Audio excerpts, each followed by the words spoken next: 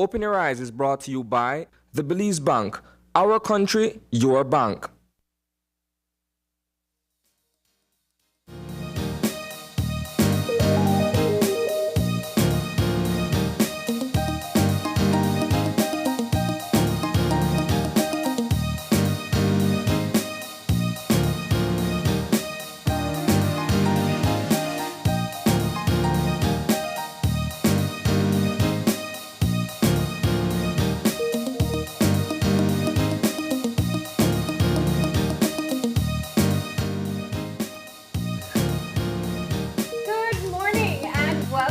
Open Your Eyes. Start your morning right. I'm John Palacio. And I'm Marlene Cuellar. And thank you for joining us this morning. Thank you so very much. We're so grateful that you were able to join us this morning, opening your eyes and starting your morning right.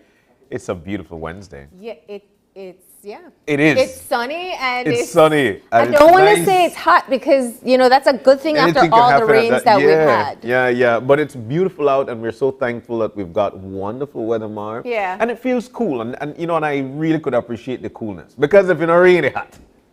Well, we're in summer. There's nothing to discuss there. That's what we're going to get in this time of year. Speaking of rainy days or hot days. Indeed. And of course, speaking of rainy days and hot days, we know the flooding situation, a story that we'll be touching on shortly. But one that we need to touch on, Mar, is one that is very dear to a lot of folks. As a matter of fact, I think to the entire country with respect to tourism. With respect to tourism. And this is the situation with Ella's down in Hopkins, where it seemed that her place was burnt down. And allegations at this particular point are that it is arson. There is a video going around that showed what seems to be a person in the corner with something of some sort of torch, something of fire. And at this particular point, who is to say who that is or whatnot, but the situation is a dire one. The situation actually, Marlene, showcases for me, or actually brings up for me more so than just that, a tourism destination without a fire station.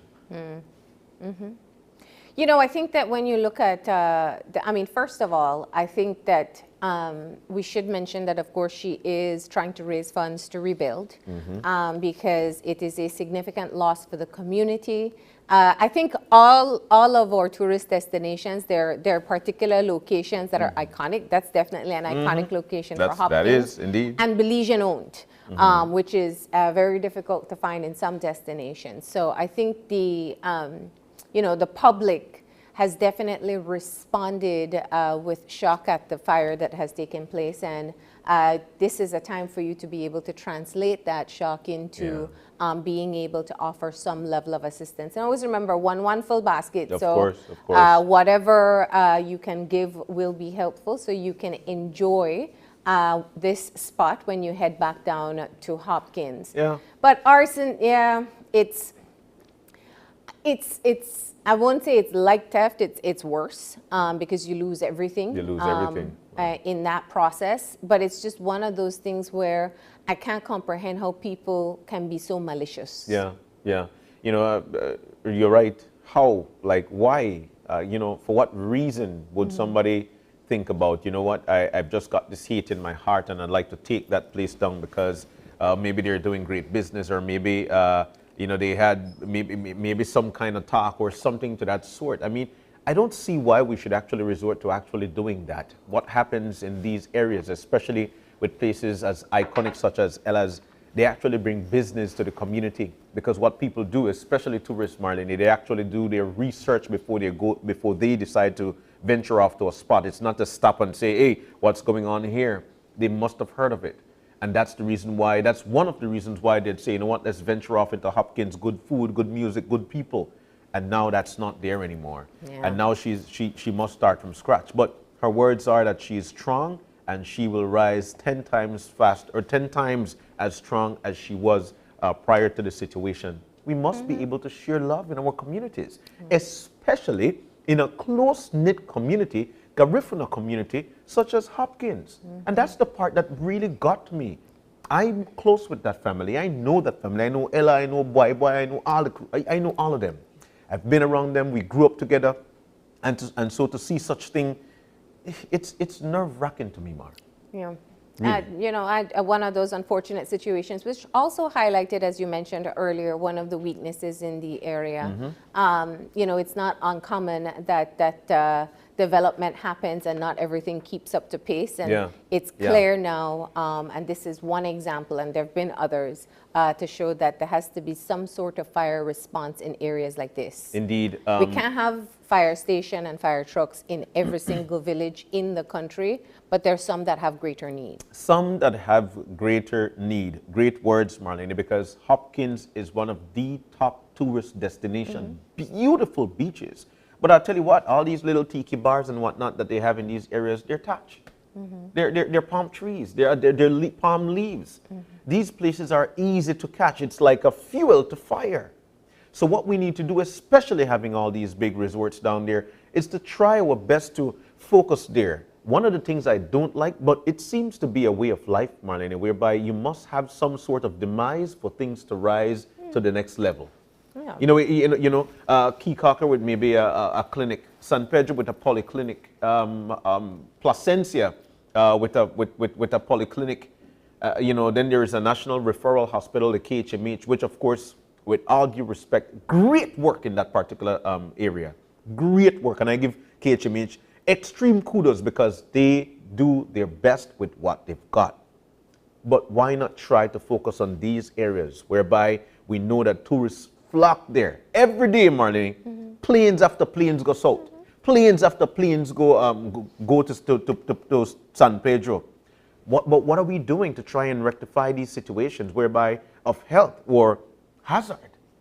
So these are the things that I think we need to focus on. And until we do, we'll continue to be in this situation of not knowing what to. And then the community come on out to say, we should have this or we should have that. And that's the reason why we vote. Yeah. The communities were vocal, and we do hope that it fell on the ears of those who can be able to assist. And, indeed. And in these days, we were talking before we got started that it's not just about being able to have the government provide it. Sometimes there are sister city relations that can be relied on. Sometimes we have gotten donations in the past from other countries who are willing to gift us some additional equipment, and so I think that it's a possibility that can be explored as well. Indeed, and I'd like to sum up by saying primarily it's not necessarily that people in government will be able to look in that area and say, yes, this is exactly what's needed. That's the reason why you have a community. The community can come together and say, hey, these are the things that we find that is best for our community. But I do think that it is a part of a planning process where when you look, and there is the master tourism plan, but I think when you look at certain destinations that are extremely popular, there should be some essentials that are available within that location. That includes healthcare, and that includes fire protection, and of course security as well. When you speak of that, it reminded me of working along with football. Before there is a match, you must have an ambulance. You must have a fire truck in that next to the pitch, and you must be as close proximity as possible to a health facility. Exactly. Tourism, that's the biggest game in this country.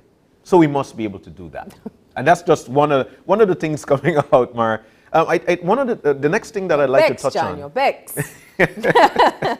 The next thing I'd like to touch on is the flood situation within the country. I think year after year we continue to see floods here, there, everywhere, in places you haven't seen it in a while.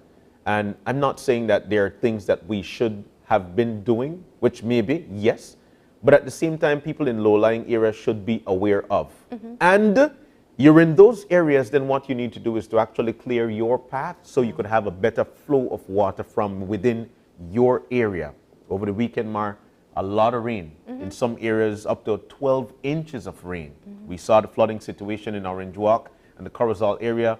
Now, well, of course, in Crooked Tree area as well. And now we're actually going to see those waters trickling down from west. And they'll be flowing over to this area. So then what are we going to do? And the authorities are saying, hey, let's look out for a flood. So primarily, people in these areas, you need to take heed of what the situation can be before it's too late.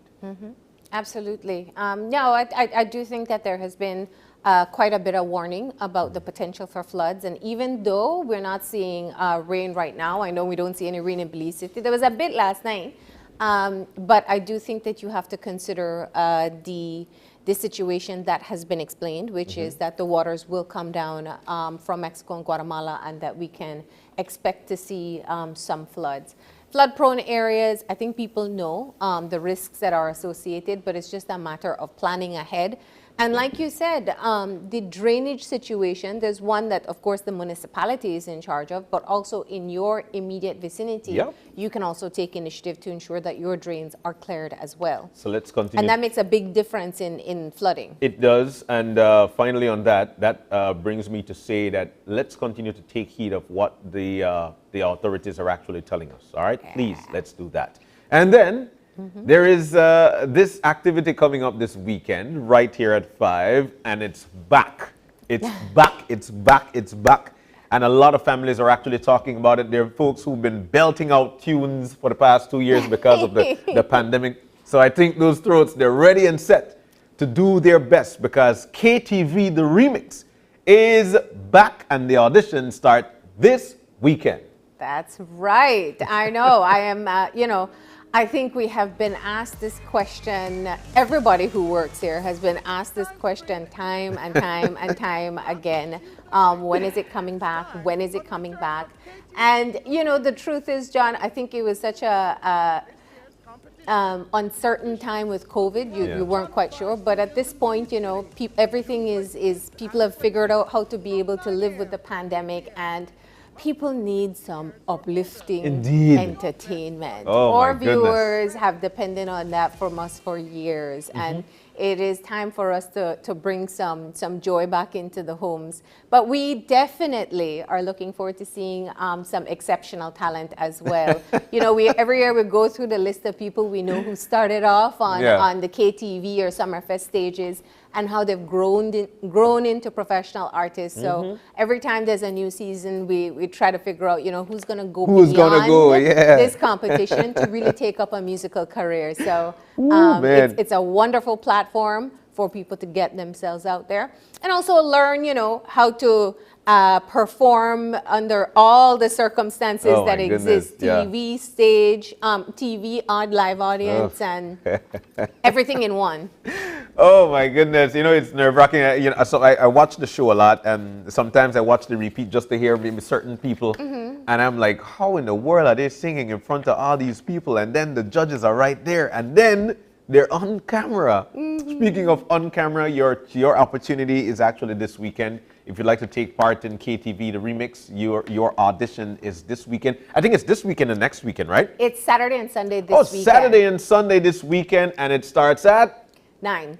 At 9 o'clock. Make sure that you come camera ready, everything's set. Make sure that you have as much honey and lime as possible to try and warm your throats, because it's going to be a great time. Saturday and Sunday starting at 9 right here at Channel 5's compound. All right? It's going to be a great time. You don't want to miss. Looking forward to it, yeah. All right, so we got to get moving into our show for today, though. So we're going to get some motivation to get you started, and that means it's time for Eye Opener. And our Eye Opener, taken from dailyom.com, goes like this. Red flags often come in the form of feelings urging us to pause for a moment, listen to our intuition, and reconsider. Just as the universe wants to provide for our needs, it also seeks to protect us from dangerous situations, destructive relationships, and even minor inconveniences. Frequently in our lives, perhaps every day, we encounter psychic red flags warning us of potential problems or accidents. We may not always recognize the signs. However, more often than not, we may choose to ignore our intuition when it tells us that something just isn't right. We may try to ignore the red flags waving our way, dismissing our unease as illogical. Yet, it is always in our best interest to pay attention to them. For example, we may meet someone who outwardly seems perfect. They're intelligent, attractive, and charming. Yet for some reason, being around them makes us feel uneasy. Any interactions we have with them are awkward and leave us feeling like there's something off about the situation. This is not necessarily a bad person, but for some reason, the universe is directing us away from them. Red flags are intended with our best interests at heart. No harm can ever come from stopping long enough to heed a red flag. Pay attention to any red flags that pop up. The universe is always looking out for you. I love it. I really and truly appreciate this eye-opener because it is true. It is true, and you do feel that sometimes, especially when you meet somebody and feel, hey, but this person indeed is cool, but something. I don't necessarily want to venture off into this conversation with that person because I, for some reason, feel they're not open to it. Yeah. But I give thanks for those people because they allow for me to pay more attention to my instincts, to my feel. And so that's the reason why I really and truly could appreciate the eye-opener, because we might not know how to pay keen attention to until the situation arises. Yeah. Exactly. This, I am a firm believer in respecting your intuition. Sometimes you have to challenge it to just be sure that it's intuition and not just fear. Yes. But I do think that sometimes we just have an instinct. We have a feeling inside of us that tells us, be cautious, or stop and think. And it happens not just in interacting with people. It happens in your day-to-day activities. Sometimes your mind is doing a rapid assessment that you haven't caught up with as yet. And it's able to tell you this is not the situation for you. Yeah. And so it is incredibly, I think, I remember once watching an interview with people, it was a tough one. It was people who'd been assaulted, and they all commonly identified that they had that instinct that something was off before it happened. So I do believe that we get our warnings. I think we have to be able to pay attention to them and ensure that we use them to make better decisions. And I'll sum it up by saying I'll give a quick example here. You ever been driving in Belize City, probably Douglas Jones Street, and you want to make that left turn into Northfront Street, but your gut feeling tell you, no go so, traffic block up. So you go across the bridge, and then you do, Orange Street, you do Albert Street, Regent Street to find out, the bridge block up indeed. But you got to your destination exactly. Your gut feeling, intuition told you, do not go that way. Just some motivation for you. Have the conversation in the office or right there at home. In terms of gut feeling, it's a way to teach each other and to learn from each other. That's right. It's that time of the morning we move on to find out what the weather is going to be like for today. No rain, hopefully not. And as soon as we get our folks in, of course, we'll be having that conversation. But so far, so good with the weather, Mark. Yeah, so far we are seeing drier conditions as they had predicted. So we are, of course, going to go ahead and, we got her on the line. Good morning. Good morning. Hi, Ange. Good morning. It's so nice to hear from you. The weather is beautiful. Is that your fault? My fault. Let's jump on into it. The general situation, what should we expect? Okay, well, overnight and this morning I had a few thunderstorms over southern half of the country. But things are clearing up. Drier air is moving over the area. All right. And then the 24-hour forecast? I expect isolated showers and thunderstorms, a few more over the south again tonight.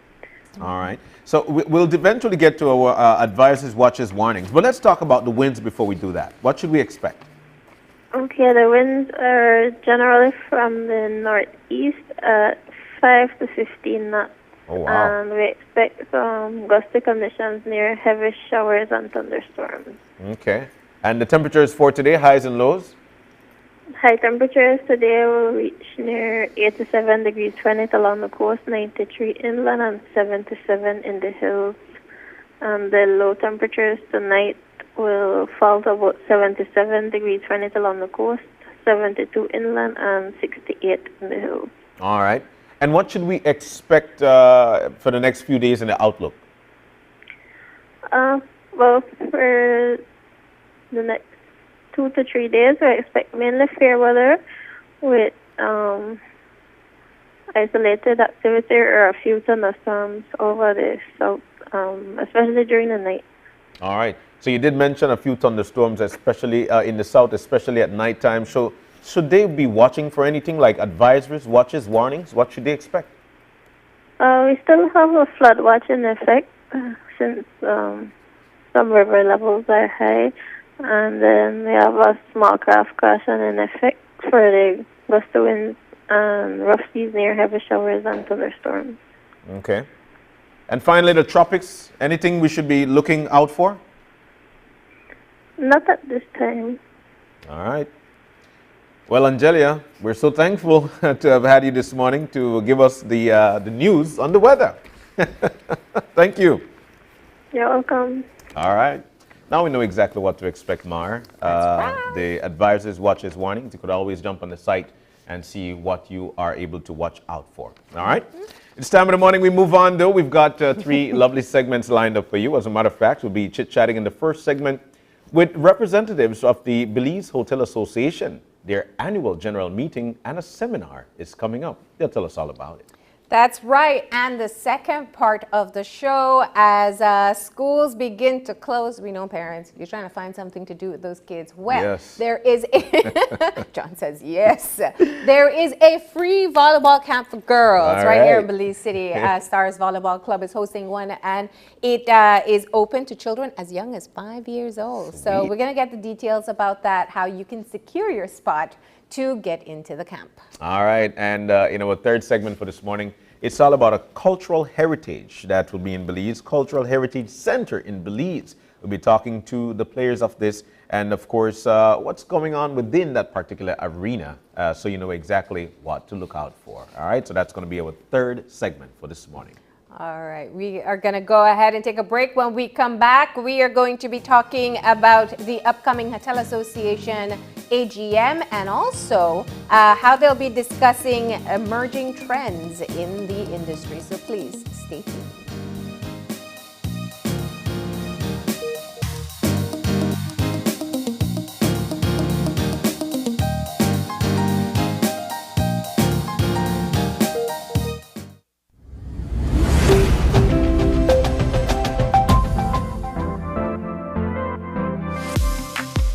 I'm always on the go, and the country is my home.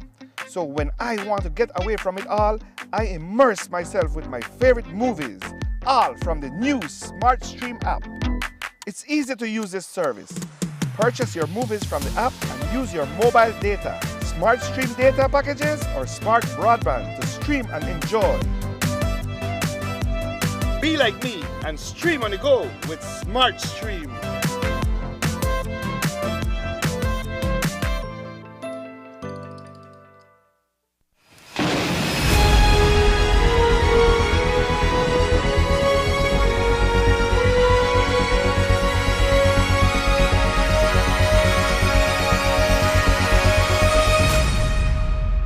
Your life just got a lot less complicated with Belize Bank Contactless MasterCard Debit Card. Introducing our Standard Debit and MasterCard Platinum Debit Cards. Now you can make purchases anywhere MasterCard is accepted with one tap, pay and go. Your contactless card never has to leave your hands, especially in these times. And your card is embedded with multiple layers of security. Platinum card holders get to enjoy extra benefits like price protection, purchase protection, trip inconvenience, and luggage protection, just to name a few. Start enjoying a cashless lifestyle today with the Belize Bank.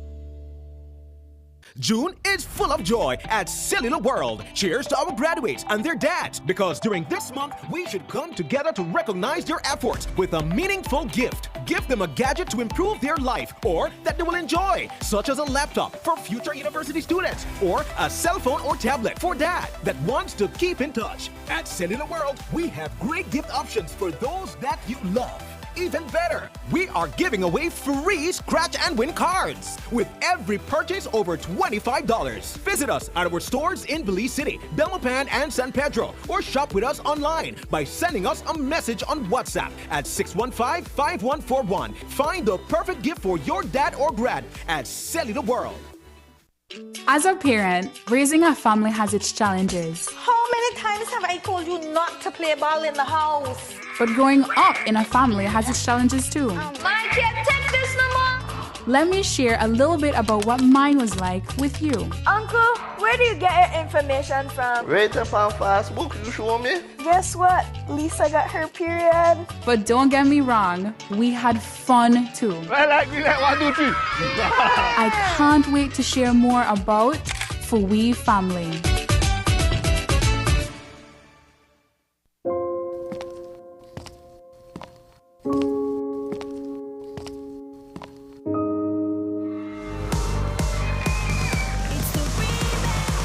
It's time to bring the energy and entertainment back to Tuesday nights. It's time for the return of KTV The Remix. We're looking for new talent for this year's competition. Auditions will be held at Channel 5 Studios in Belize City on June 25th and 26th from 9 a.m. to 3 p.m. You must be 16 years or older. Bring your best voice and come TV ready. Are you looking for low-cost television advertising? Have we got a deal for you? Advertise on Channel 5's Daily Classifieds. Channel 5's Daily Classifieds is one of the most effective methods for introducing yourself and your business to the community. Use our Daily Classifieds to recruit employees, promote specials, promote your products or services, promote a business opportunity, increase traffic to your website, and advertise items you have for sale. Let us help you to save valuable time and money. Call us today at 280-0013 or visit us at our offices on Coney Drive to discuss how we can help your business grow affordably. Channel 5's Daily Classifieds. Advertise today. When someone you love becomes a memory, the memory becomes a treasure. Channel 5 introduces the Daily Obituaries. The Daily Obituaries will broadcast all death and funeral announcements and memorials to honor your loved one's life and memories. The Daily Obituaries airs on Channel 5 prior to the evening newscast, with subsequent repeats at 10 p.m. and 12 noon the following day. It will also be placed online on our social media platforms, all for a standard package fee. Celebrate their lives and memories with Channel 5's Daily Obituaries. Honor in life and reverence in death. Whether you're at home, on the road, at work, or at school, if you see news happening or suspect that something might be up, call or text the Channel 5 News Belize tip line at 672-5555. You don't have to give us your name, just give us the tip. That's 672-5555. Call or text us so we can check it out.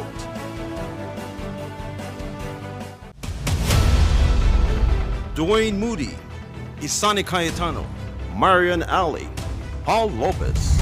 Your News 5 Belize teams do whatever it takes. Go wherever they need to go, so you can catch the story wherever you are, whenever you want, on whatever device. Channel 5 Belize on television, Facebook, Instagram, and YouTube. Because news is now everywhere, all the time.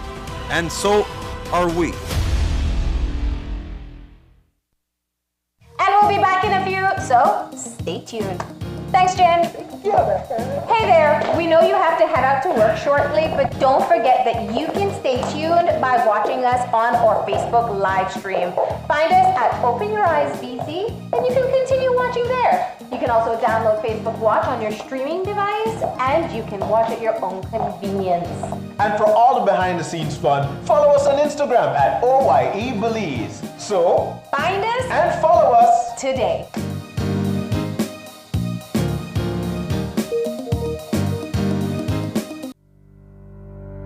Reduce your risk of viral illness like the flu or the coronavirus. Wash your hands frequently with soap and water or with an alcohol-based hand sanitizer. Cover your nose and mouth when coughing or sneezing with a tissue. Throw away, then wash hands immediately. Avoid close contact with anyone who has the cold or flu-like symptoms. If you become ill, please visit your doctor or nearest health center and share your travel history. A health and wellness message from your Ministry of Health.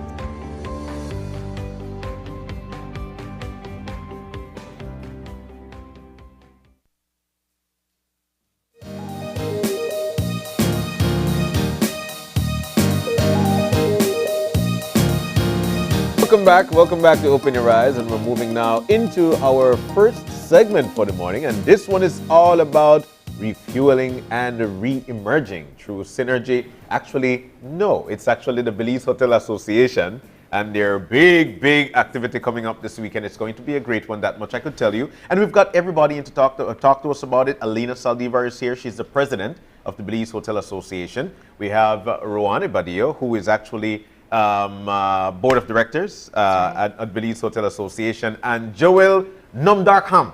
He's going to be the keynote speaker, and he is in Cayo. Something tells me he's in Cayo. Guys, good morning and welcome. Good morning. Thank you for having us. Joe, good morning. You good? Absolutely. Your country is amazing. I'm enjoying it. I just can't wait to get into the activities. But most importantly, deliver a really good keynote on Friday. We know that you're going to hit that on the head, but let's jump to the president, Alina. Once again, good morning. And let's talk about the AGM. This is something that have been happening for a while. Let's talk about how it is when it comes to that. Yes, so this is an exciting one for us. We did manage to do an AGM last year, but as you can imagine, it wasn't the norm. So we're excited this year, but even more so because what we are able to present, we feel so excited to finally be able to do what we normally do, right? So we were obviously on pause. The industry had a good year. It turned out to be very good. The association was still held back a little bit because a lot of what we do, requires international, it's all about international exposure. And it was still iffy when, doing the big shows internationally. So we still stuck to a lot of virtual activities last year, but we're ready to go now. If you look at our financials, you'll see we had to be very conservative and careful in how we're spending our members' money. And so doing shows and being out there and not having the audience, or the fear of not having the audience, was a real thing last year. But we're so glad that that's no longer a fear for us for the coming year. So we're very excited to kick off the plans that we have for the upcoming membership year, which starts on July 1st. Excellent, excellent. Any possibility of telling us what some of those plans are? I always say that one of the best thing about a country is the public's buy-in to the process. It's not only about the Belize Hotel Association, but also about the Belizean public. What you say some of these plans are? So when I joined, I've been the president for a year now. So obviously it was a bit of a weird year. But hotel associations worldwide, each country has its hotel association, and the main activities that you will see hotel associations engage in is advocacy for the industry.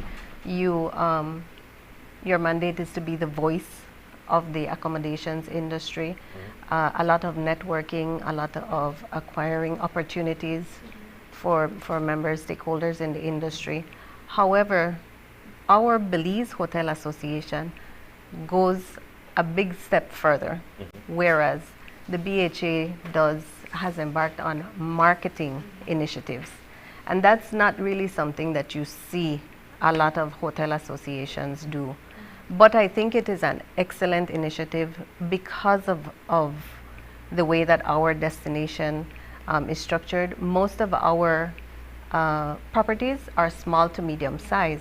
And so the pooling of marketing dollars and having an association of professionals really look into marketing opportunities and exposure is really an excellent idea, an initiative that I'm very proud to be a part of. So it's a lot of that. It's not cheap to do as a small to medium-sized property. It's not cheap to organize a social media campaign and get the content to be on TikTok and to be on Instagram and Facebook, and to have all of the contacts going on LinkedIn with the agents that can bring you business. It's not cheap to go to a trade show or to go to a couple trade shows. You're right. I mean, going to a trade show, pulling off a trade show is between 14 to 17,000 Belize dollars. So being a member of the Belize Hotel Association gives you an opportunity to have exposure on all these marketing platforms. I know the goal is to look forward, but would you say that the collective spirit of the tourism industry and the members of the Hotel Association grew stronger as they tried to chart their way through the challenges of COVID-19? I think so. Not just in our industry. Yeah. I think that is something that we can say as a society. Yeah. But yes, so that is where we really learned the value of we're better together. Yeah. So definitely, I would agree with that. Now, looking at the year that has passed, there were original projections that showed it would take a much longer time for a rebound than we actually experience in this country. And there are some who say at this point, Belize is marketing itself. It's such a hot destination. Roani, let's talk from your point of view. Just when you look at how your members have been able to rebound in the past year, are they in a better place now, or have they fully recovered? I think they're in a better place. I don't think we have all fully recovered yet. You know, having been set back for a year and a half too, it will take a little time to fully recover.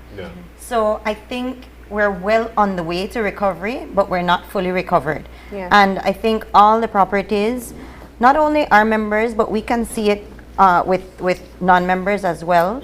They are pushing themselves to get to that place that they were before. So definitely, like Alina said, we're better together. So that's what we aim for with the Hotel Association, to work with our members to try to make things more normal, get back to that place that, you know, we were all used to. Indeed, but there are a lot of people who saw the re-emergence of tourism and figured that, you know what, this country, like Marlene mentioned, actually starting to market itself. And might have that idea, you know what, I'd like to put my place now out there. What you just mentioned, President, is the fact that, you know what, when you're a part of the Belize Hotel Association, these are some of the suites that you're able to reap going to these trade shows so people could know about your place and stuff like that. If I do have a place, what can I do to be a part of the Belize Hotel Association? Sure. Well, you just contact our office. We have our offices located here in Belize City on Barrack Road. So look us up, give us a call. We have 3 staff members in our office that would be willing to get you started. We'll of course start the process of getting pictures of your properties. We make trips out to your property. We have to get a lot of content because it does require a lot of content from your property, and so we travel to your property to gather that content. Or some properties have their, it depends. The smaller to medium sized ones, we tend to have to go there and help them to get the content. The bigger ones send in a lot of content to us. But it's true what you're saying. It's no longer the case where we travel and we have to answer questions like, oh, where is Belize, or how to get, oh no, those days it's where are to stay. Yes, where to stay, because they know they want to go to Palenza. Do you remember those days where you have to say Belize, not Brazil, Belize? Yes, those days are finished. Those days, so we joke all the time, and they want to go to Cocker Island, and they want to, so they know exactly where they want to go. They know all about Belize, so it's no longer that. It's where do we stay, and how do we get from here to here, and so what are the don't miss opportunities in the country. But I want to bring Joel into the conversation here. You were mentioning, and you know we love hearing it, how much you love our country already. And tell us a bit about what you expect, or what people should expect from you as keynote speaker. You know, it's so amazing because last year I had the pleasure of presenting to the team for a session about digital and marketing and transformation, and we joked about me coming here. And it's so funny that a couple months later, I'm actually right here in Belize now to present and keynote speak at the event. And I think it's so commendable with how the team is really taking the marketing aspect of it and the digital aspect of it, because it's so important and so critical. And a lot of companies and brands and organizations overall have not been able to successfully do that over the past 2 years, even though the opportunity has presented itself. What I'm really putting together is really how to refuel and re-energize through synergy. And synergy meaning not just focusing on marketing and digital and all those kind of things, but things that goes back into even how we can really engage our internal stakeholders at our different companies and organizations.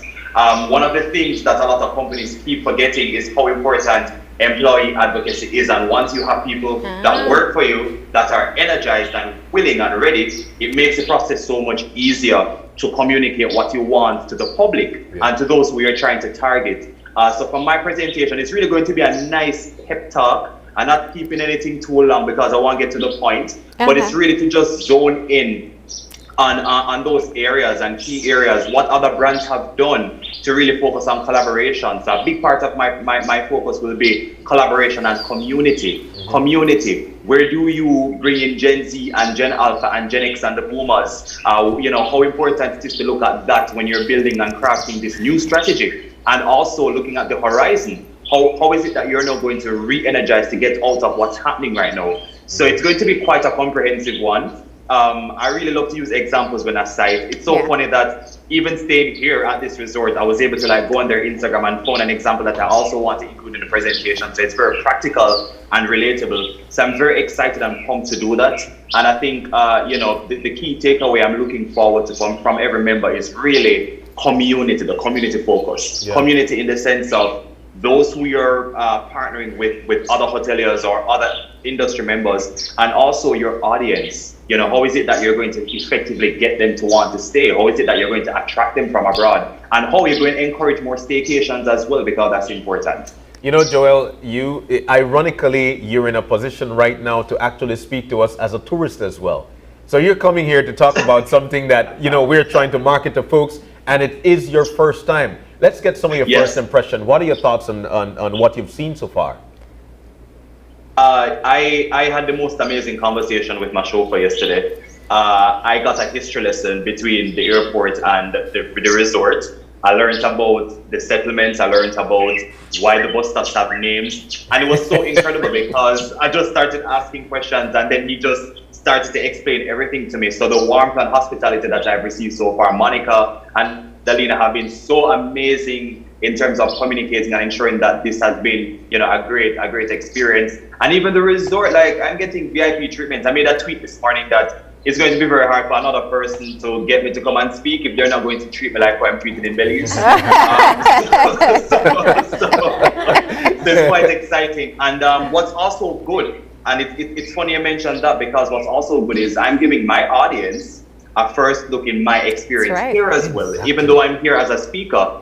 And it goes back to partnerships and synergies, because you know, the members understand that, okay, I'm 28, but I have a wealth of knowledge that spans marketing, and I'm also a millennial where I share travel content with other people who are looking to experience and travel. I've started getting questions already, and I just got here. So that's also important to show how partnership, strategic alliance, and everything along that line is. So far, my stay is great, and I'm sure it will continue to be that way. And when we talk about emerging trends, I think that's the key thing. It's a challenge sometimes. We say, okay, digital marketing, but it's such a broad topic and things change so rapidly. I know one of the challenges now is looking at privacy issues. I know the era of influencers, now there's mixed reactions to that. I see some faces on set. So tell us a bit about what we know today. At least we can start there. You mentioned security, data privacy. Those are so key, because even in how we advertise, whether as an institution or as a company, you have to start thinking about that. When you're going into Europe, the European market, to even position ads, it's almost impossible to do that now because of GDPR laws, compliance, etc. So in even collecting data and information, we have to pay keen attention to that. It's no longer, oh, I'm going to post an ad and then I'm going to collect people's emails and then I'm going to market the destination to them and send them offers. You have to start getting people to opt in, to want to participate, to add them to your email list, etc. Social media is changing every single day. There's a new update on Instagram, but also sometimes it changes for the worst, but it also changes for the best. There's a part of my presentation tomorrow that I think is going to enlighten a lot of folks through some of the updates that Instagram recently dropped, called an Instagram collab tool, which helps to really reach audiences. So when you talk about influencer marketing and having people stay at your resort, influencer marketing is no longer about somebody coming and looking pretty and taking a picture by the pool. You want them to convert into sales. You want them to be able to bring people in. It's not just posing and looking nice on property. They should be able to add value to your organization as well. So I'm not going to spend one bag of money to partner with an influencer and then I can't get 5 or 10 visitors to come. Yeah. So even that is becoming different in terms of the conversions and focus on that. Emergence in digital, you have the metaverse happening right now, you have NFTs, you have so many things, but again, it's important for us to understand that not everything that glistens means that we also need to partake. It's important to build the foundation that you're trying to get to. Nothing beats a good old website, your online platform, your social media, your email marketing techniques. And then when you're more comfortable, you can start looking into, okay, then how do I get into these NFTs thing? Am I going to create like use a national bird of Belize and create an NFT and whatever. You can start thinking about that down the line. But things are changing. That is so key. Yeah, I see that so often. People want to do everything, and they feel they have to be, and they stretch their limited resources already. Yeah, so I'm sure you're very excited about this presentation. Oh, yes. I mean, speaking to marketing people today and listening to all of that, sometimes I have to say, okay, now tell me in English. Because it's such a huge, as you said, such a huge topic. But also from the Belize Hotel Association, it goes further than that. There are actually scholarship opportunities as well that you guys are actually venturing off to provide for young students to, come on up and eventually talk about your country as well. Ro, which leads me to you. Let's talk about these scholarship opportunities and how do you garner the funds to actually have these opportunities? Okay, so what we do at the BHA, we've done it, I think, now for about 12 years, if I'm not mistaken. We offer scholarship opportunities to the children of employees of our members. Oh my God, right? So that's an opportunity for all members to have their employees' children opt into the scholarship. So with that, we raise funds every year to maintain and to sustain those scholarships. What we have done in the past is, let's say, for example, we have someone going into high school. We try to maintain that scholarship for the full 4 years. As long as you keep your grades up, that scholarship is yours to continue. So funding is very important. We have to sustain that. What we do at our AGMs is we have auctions. So we have a silent auction and we have a live auction. Our members graciously donate awesome prizes that we can use for those auctions. So we have weekend stays, we have flights, we have boat trips, we have all kinds of different prizes. We try to package them up together. And our past president, Ted, is very well known for his auctioning abilities. You just flinch and he says, you bid. You bid for that, yes. So that's definitely something that we are thankful for members, to give us so graciously. We couldn't do it, like Alina mentioned, last year or the year before, because even for us, we thought it wouldn't be fair to ask them for that donation when they themselves are trying to get themselves back up and build.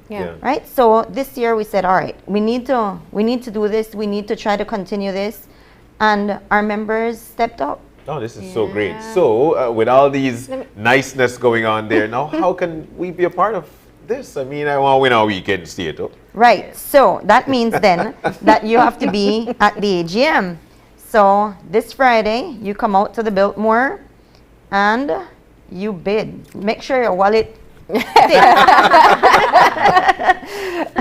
So I mean, just as an example, to give you a little sneak peek into it, we have a weekend stay at Reiki. We have a weekend stay. I can see you doing private island life, I think so. We have a weekend stay at Island Magic. We have Blue Zen weekend stays. We have stays in San Pedro. We have in Placencia. We have a Tachki weekend stay as well. So there are very interesting prizes. I myself am planning to bid on a couple. So make sure you're there, John. I'm expecting you to be there now. Since you asked, you gotta be there, and you have to be bidding. Yes. Yeah.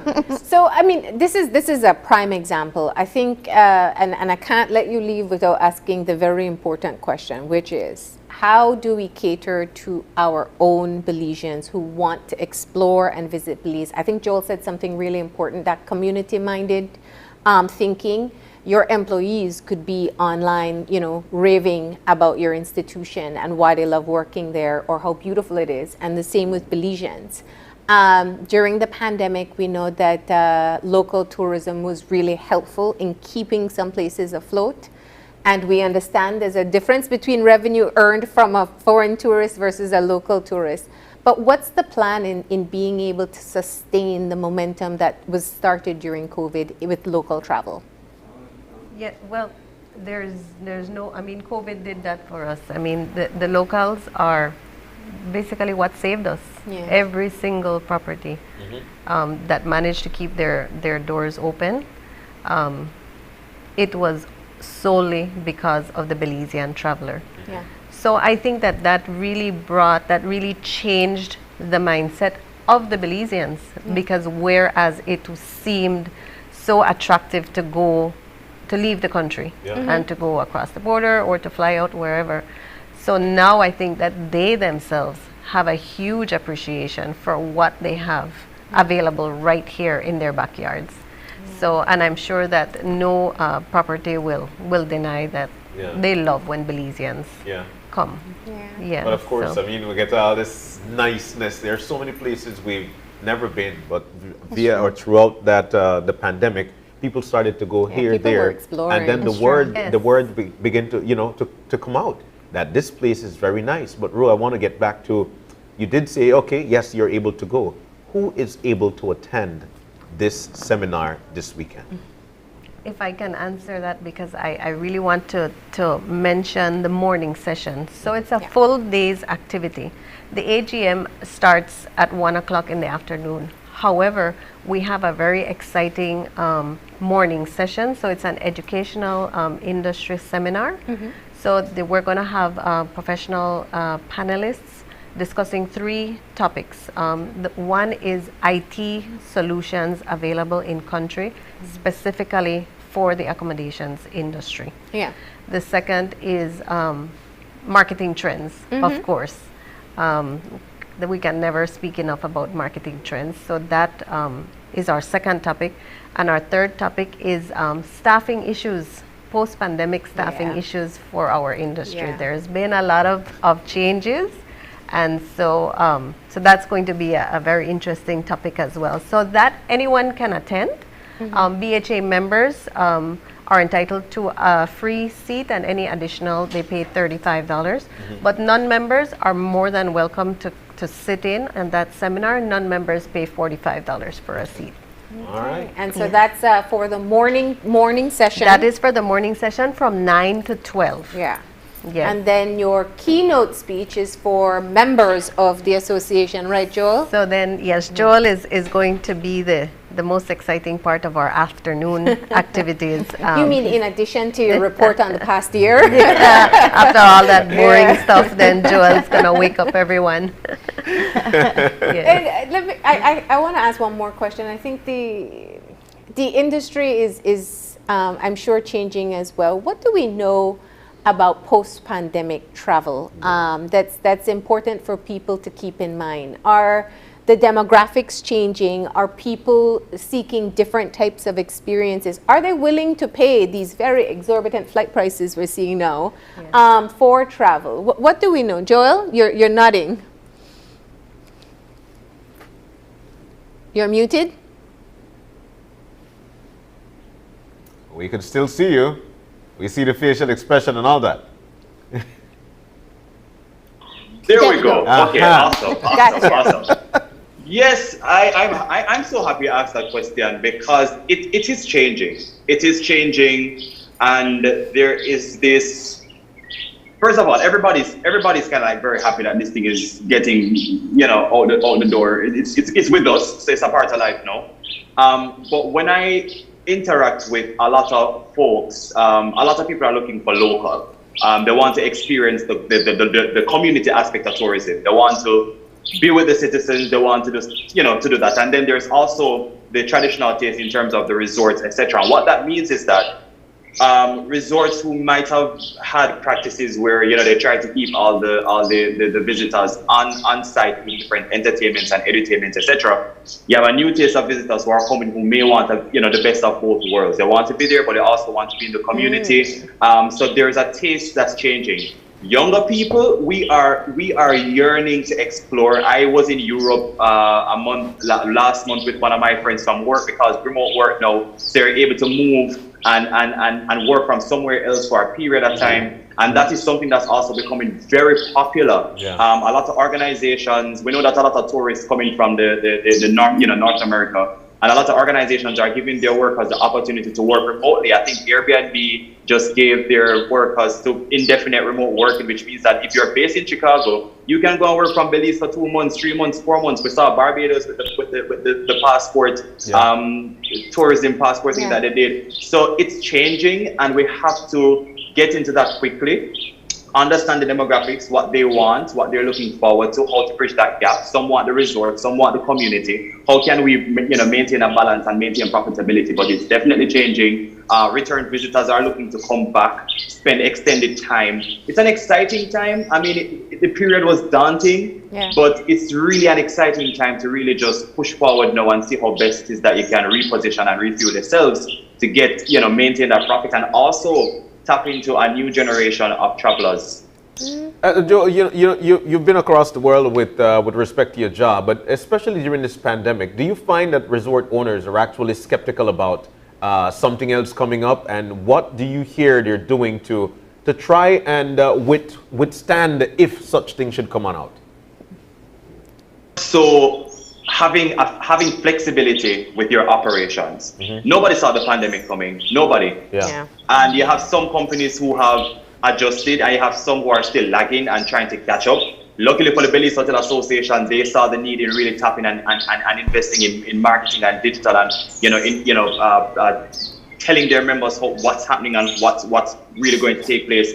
But the most important thing is having that flexibility of mindset, because you can't have skepticism. That's always going to exist. We don't know what's down the line. We see right after the pandemic, during the pandemic, we see war happening up in Ukraine, and it's a lot. And if you're not flexible enough to realize that, okay, I may be losing some European travelers, where do I need to switch my focus to? How can I promote more in the Caribbean? How can I, promote more to locals? And you just have to be flexible. That's all, because we don't know what's going to happen next year, next 2 years, next 3 years.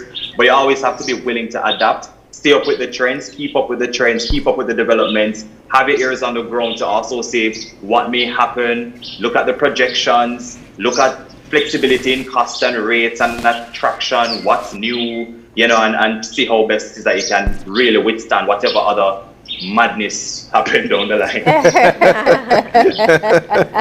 All right, definitely sounds like you'll be bringing some energy to the AGM. It takes place on Friday, and as you said, the morning session, which is the educational seminar, that is open to people outside of the association as well. Yes. Is there a limit on the number of persons that should they register early? Well, we always recommend to register because the panelists, like Alina said, it's very interesting. They're interesting topics that relate to the tourism industry. So of course, we don't want to necessarily say we have a cap, but we have to also take into consideration the times that we're in, right? We still have to take some precautionary methods and things like that. So we do recommend to register early, get your seat secured, and be prepared to learn, to discuss, to ask questions. And win some action. And participate in the action. That's all that's on his mind. There you go. He's still back at Reiki. He's still at Reiki. Guys, I'll tell you what, it was a very great time having the discussion because we know how important it is, especially with the Belize Hotel Association and their AGM and trying to gather their team together. And somebody who is as dynamic as Joel coming to the country and sharing his knowledge, that's a great one. Joel, thank you, bro. Thank you. All right. Yeah, thank you so very much. Of course, President, thank you, Rwanda. Thank you guys for joining us this morning, and have a great day.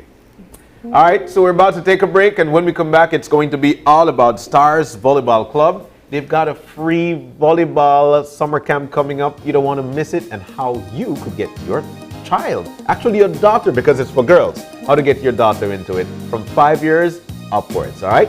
So we'll talk about that when we come back. Stay with me.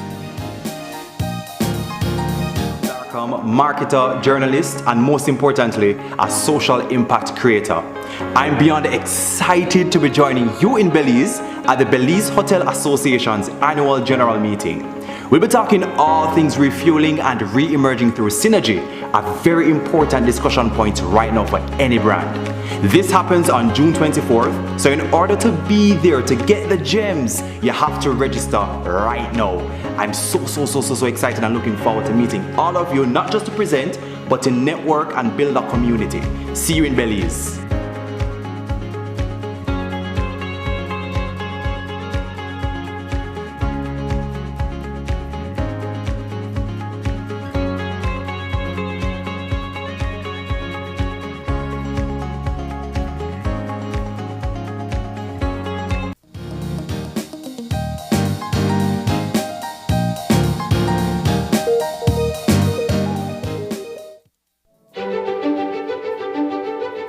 Technology is ubiquitous, and it's transforming how, when, and where we work. Fulltech Systems is placing award-winning devices in the hands of information workers, allowing them to work without compromise in a world without wires, to innovate, create, and to maximize productivity anytime, anywhere, satisfying the needs of the desk-centric remote and field worker and every other worker in between. We are providing the industry's best devices to businesses going through the process of digital transformation. Partner with us today to provide the solutions that will allow your employees to work effectively and efficiently to enhance your customers' experience.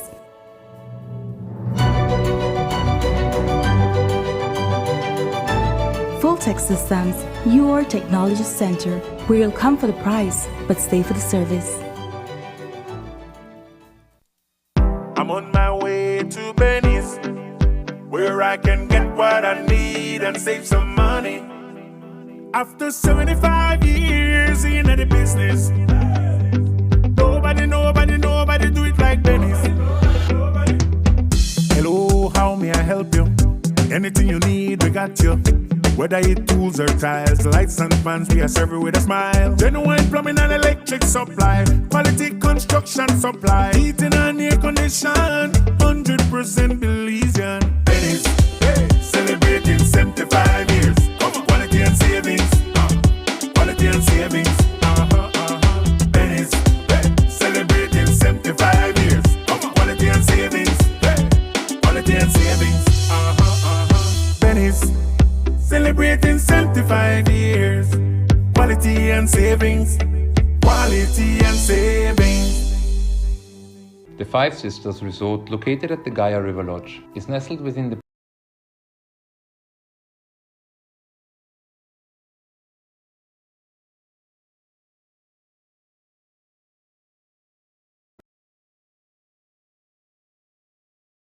To explore the restaurant and to get a special off-the-grid experience within the resort, we offer a 30% discount on accommodation for all locals and residents for the entire month of July.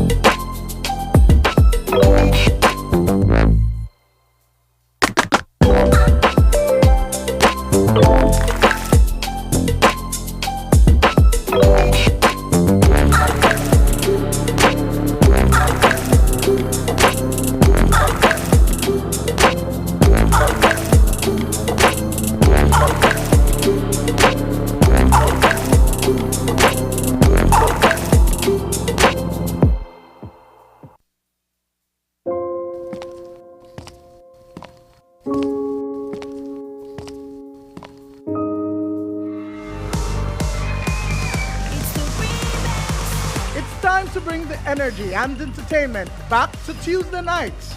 It's time for the return of KTV The Remix. We're looking for new talent for this year's competition. Auditions will be held at Channel 5 Studios in Belize City on June 25th and 26th from 9 a.m. to 3 p.m. You must be 16 years or older. Bring your best voice and come TV ready. Are you looking for low-cost television advertising? Have we got a deal for you? Advertise on Channel 5's Daily Classifieds. Channel 5's Daily Classifieds is one of the most effective methods for introducing yourself and your business to the community. Use our Daily Classifieds to recruit employees, promote specials, promote your products or services, promote a business opportunity, increase traffic to your website, and advertise items you have for sale. Let us help you to save valuable time and money. Call us today at 280-0013 or visit us at our offices on Coney Drive to discuss how we can help your business grow affordably. Channel 5 Daily Classifieds. Advertise today. When someone you love becomes a memory, the memory becomes a treasure. Channel 5 introduces the Daily Obituaries. The Daily Obituaries will broadcast all death and funeral announcements and memorials to honor your loved one's life and memories. The Daily Obituaries airs on Channel 5 prior to the evening newscast, with subsequent repeats at 10 p.m. and 12 noon the following day. It will also be placed online on our social media platforms, all for a standard package fee.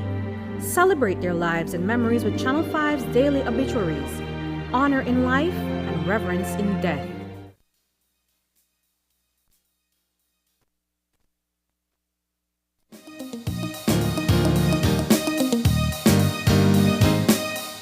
And we are back. And as we said, if you are looking for summer activities, especially for your little girls, you definitely want to pay attention as we talk about the upcoming Stars Volleyball Club Summer Camp. We have with us on set Hiem Safa. We have Shirlene Johnson in the middle, who's the coach, and Akili Jones on the end. And Hiem and Akili are players with Stars Volleyball Club. And great examples of how you can start early in volleyball, right? Yes. Good morning. And welcome. Good morning. Yeah. we got a nervous set. I think we need to bring a volleyball in here. Yes, we need to just try, you know. Yes, so we could set. A different way than they play. I know, right? But all right, again, so we have volley right now. We throw it to you, throw it back to us, right? Yeah, pick up, and I'll set. With a ball, and then a spike. Right? With a ball different. So let's talk about this camp. I mean, you know, and especially going the way for young girls to be a part of it. And we know that when it comes to volleyball, our young girls have been representing us very, very well. Cher, tell us about this camp and what's there to expect from it. Well, this camp had started from like 10 years ago. What? Yes, it's been that long. I think Hiem was the first set that came to the camp. I think she was 4 or 5 then. Yes. The whole way he had to come out. But from then, they have been representing in Kodikader, primary school. Well, she's in high school now. So we'll see how that goes. But initially, it's for young girls to come and participate and learn the sport as well as discipline. Fun.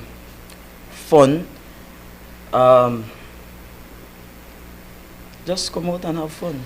When you look back, let's step back a bit to Stars Volleyball Club. When it first started, you brought in these young children to learn this sport. And volleyball, I used to always say, was almost like a community sport. It was players who support other players and family members. But it's grown so much.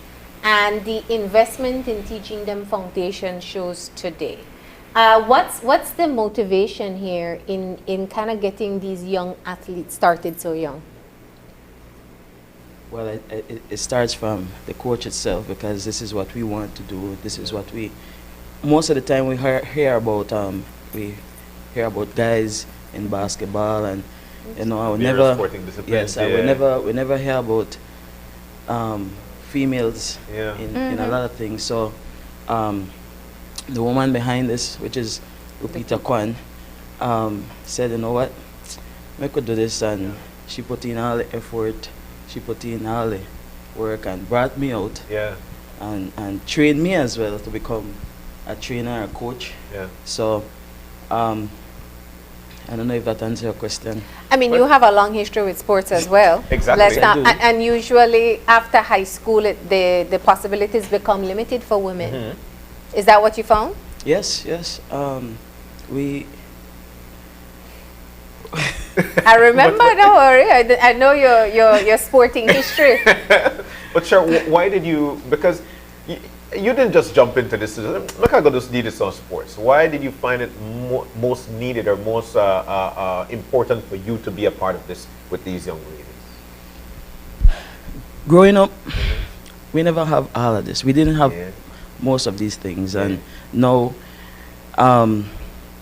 we didn't have trainers, we didn't have coaches. We train ourselves. We just coach. go play. Yes, you know, backyard, all of that, and now we have the opportunity or the capacity as well to assist and train them and become better players, to become better citizens, I would say. Better athletes. Better athletes. And what have you noticed about them over the past few?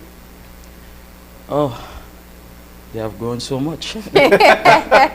Talana, you know. I know, right? Yes, that was about what I was about to say. They're even taller than I am. In terms of discipline as well, they've come a long way. So that is a good thing. When is the camp starting? It starts next week Monday. We have different age group. Okay. What are the age different groups? 5 to 7, 8 to 10, 11 to 12. No, 11 to 12. 13 So you separate them by age. Yes. Yeah, good. Because also for we also prepare them for nationals, like for national team. So we try to categorize them as much as possible. Because the skills training would be different. Right. Yeah. Let's hear from him and Akila about being volleyball players. I think we saw some pictures probably when you first started. Let's hear from you, Hiam. Was it an interest that you had from very young? Yes, it was an interest, and I'm glad that I stuck to it, and I'm glad that I stayed with it. Yeah. What you like most about playing volleyball? The community you build with other teammates. You get to really bond with them when you're on the court, and you get to communicate with them clearly. What position do you play on the field? Are you a spiker, a setter? Mostly opposite, which is right side hitter. So you don't know that, well, that Mark. You're going to pretend like you don't know. Right side hitting? Yes. Okay then, all right. And Akila? So you started at what age? At 10. At 10, okay. How old are you now? 14. Okay. And you love the sport? Yes. Why? It's just something that came to me because I was watching nationals, watching everybody else play. It just seemed fun and exciting, and I wanted to do it. So later on I decided that I would play, and I started at school and then moved on to playing with stars. You know, she mentioned something really important, and I don't want us to miss that. Watching nationals, I think when we go back to that female national competition at the Civic, that packed the Civic. For a female game, it was a historic moment for us, and clearly it triggered, I guess, more interest. Have you seen that? Yes, definitely. Man, Marlene, that was an awesome feeling. Yeah. It was amazing.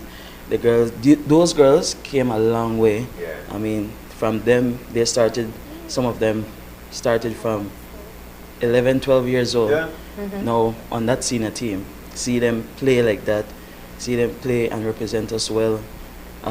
that was a really proud moment. Yeah, it was. yeah. Really proud moment. That was years of work put in doing the same type of Yes. training that you're Yes. talking about right now. Yes, correct. Yeah. And that is how we start, because that is how we build. That is how we build our club. That is how we build national team as well. Yeah. So they could have, like Hiam said, that bond. So they know each other, they play better. So camp starting next week, and what time? Who want to play? What time? What are we going to do? Talk to me. Well, we have a schedule. We have a schedule. Yeah. For the those that want to participate. The time is there as well. If they want to join, they come. They just need to bring a water bottle. Your tennis, please don't come barefoot.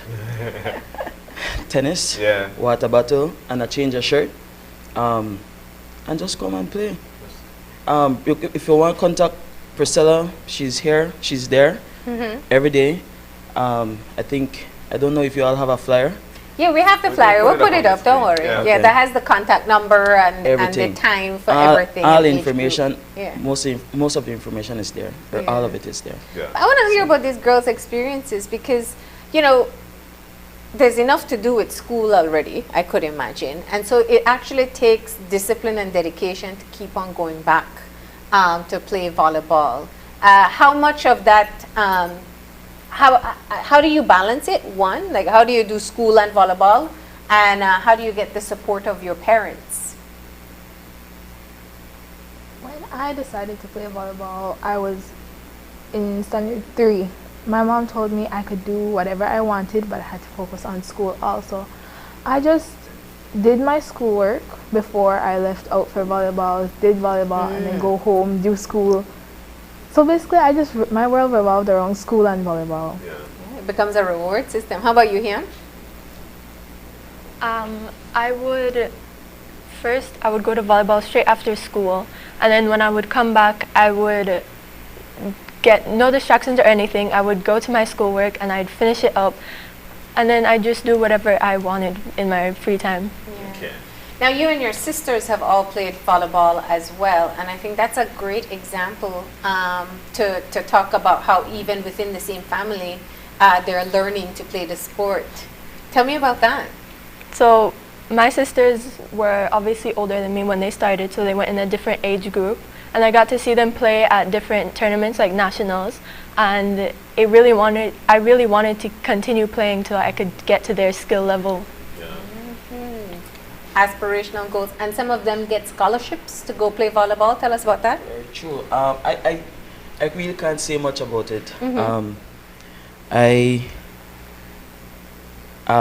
think they get the scholarship based on their skills. Yeah. And I guess they played well. I not guess they played awesome for Belize and represented us well. So I think it goes through BK's sport. Yeah.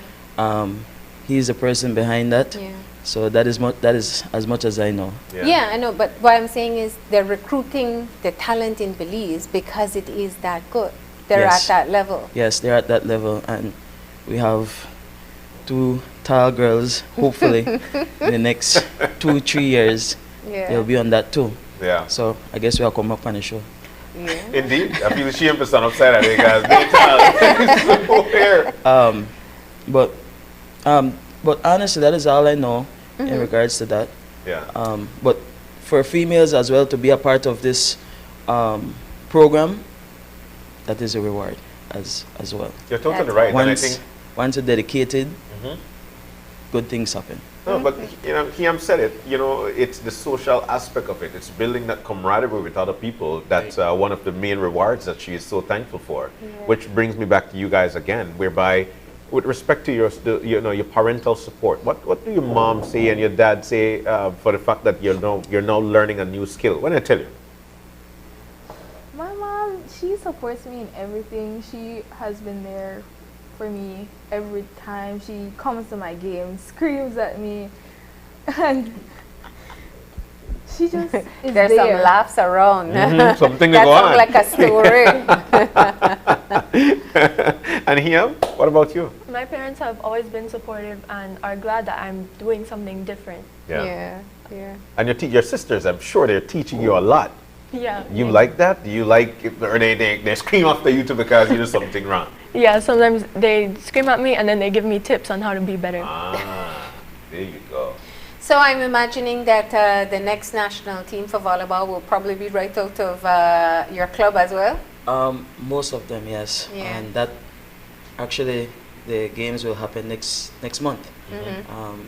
We'll be hosting the U21 tournament next month. Central American tournament? Yes. Wow. Yes, and Yam's sister. She'll be in it. She'll be there. Well, most of us will be there because we have to support our team. Yeah. Yeah. You know, so we're looking forward to that as well. Let's talk about nationally, well, here within the country, because I'm sure there are a lot of young ladies who feel they've got the ability to. How do we spread this across the country? John, I have, well, like I said, I don't have an idea, but I think there are camps everywhere now. I think I can only speak for what you do here. Yes. Yeah. I can't speak for out there, but if they want to learn the sport and if they have volleyball, I would tell them to go and learn the sport. If you're at all, we want to, for sure. Those are hard to find in Belize. Yes, you have to read it, you have to dig hard for them. But let me, that's a key part, because your camp is not for children who all know how to play the sport. They can come in with no skill at all. We, as trainers, coaches, we teach them. We show them the skills, we teach them, we basically do the work.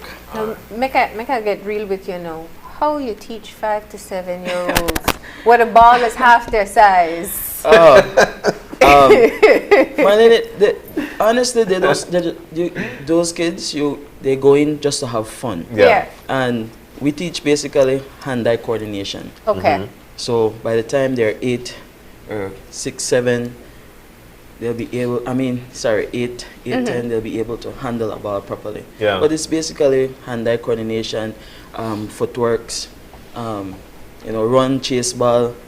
That's what we would normally do. Which are really the foundation, volleyball. the skills that you need. Yes. But you said something very important again, Cher. The 5-year-old, they go there to have fun. And in every sport and everything that you do, it must be about fun. To be a fun. Then you learn the fundamentals of it. Because in having the fun, you'll want to learn the foundation. And they will come back for more. Yeah. So that is what we try to put out there. Yeah. So they could just come. And what month this camp on? I think July? Yes, actually start next week. Next week? Yeah. Oh, okay. You girls are going to help with the camp? Yes. I am. Okay. So that's also an opportunity for them to start passing on their skills to younger ones as well. Also, they're giving back. They're giving back. That is good too. All right. So Monday to Friday, and the dates are right there. So the 27th to the 26th, 27th June to the 26th of August. Wow. And it is free. It is free for sure. It is free. All you have to do is just register. Bring a water bottle. Yeah. Bring your tennis. Your shirt. Change your shirt. Come ready for rock. Always. All right. And Stars Volleyball Club is located on Princess Margaret Drive. Correct. There are the numbers on the screen if you want to call to find out more about how you can get your child involved. You're looking at ages 5 to 17. Yeah. All right. Well, we want to thank you guys for coming in. It was a great time. Miss Spike from the right there. What's yours? I play mostly outside, but I also play middle. Okay. Nobody set? No. Yeah, I think you set. I'm set sometimes. Yeah, you're set? Yeah, there you go. No one gets stuck in that position, you see. But thank you guys for joining us, man. I tell you what, it was a great time chit-chatting with you, and best of luck, all right? Thank you. All right. We're about to take a break. When we come back, it's all about preserving Belize's cultural heritage. It's going to be a great conversation. You don't want to go nowhere. Stay with us. We'll be right back.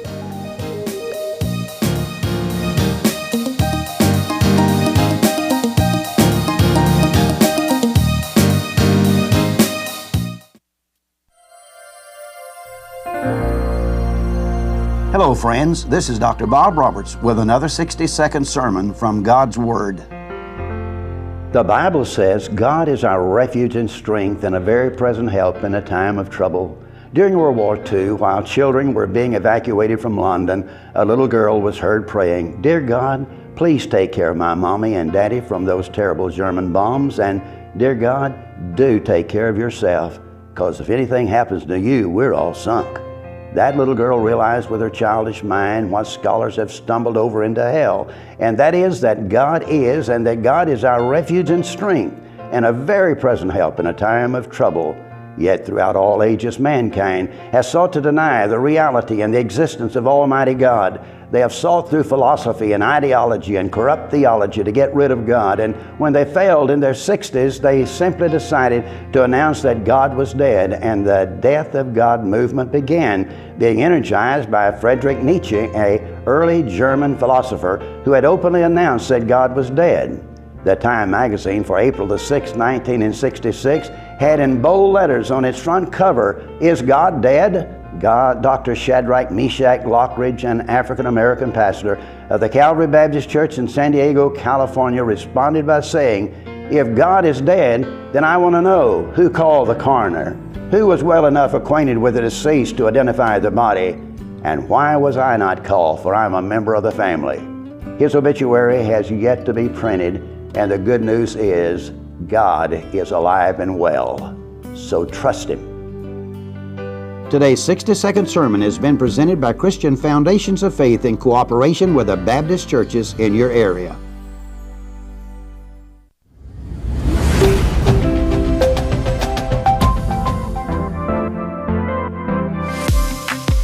I'm always on the go, and the country is my home.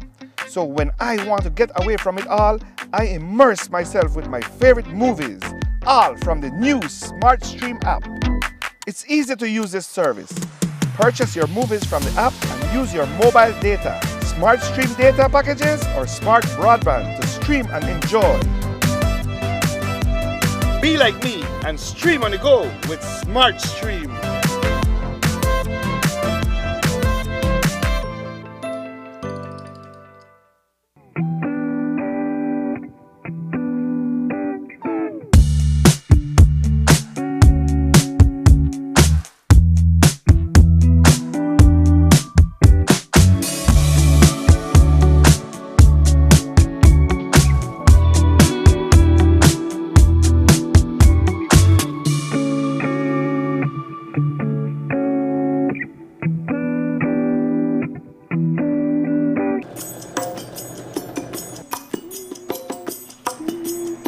Keep still now. Ouch. I tell you no move. Ma, you really can't get a mannequin for this, ma? Really? Well, son, if I never lend you the $2,000 to buy the kids' computer and the book, I may have the money for buy my mannequin. It's definitely better to borrow from the bank than from your friends or relatives. This way, all you owe is money. Would you like me to turn around? That would be good. Turn on, turn on, turn on. Take advantage of the back-to-school promotion currently being offered by the Belize Bank.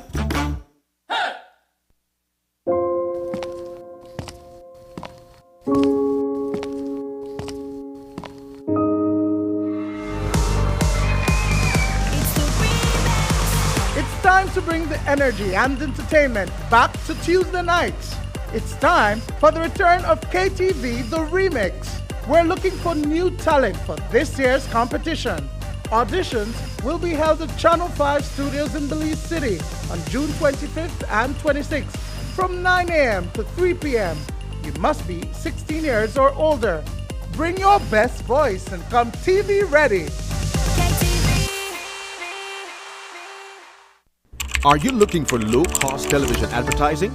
Have we got a deal for you? Advertise on Channel 5's Daily Classifieds. Channel 5's Daily Classifieds is one of the most effective methods for introducing yourself and your business to the community.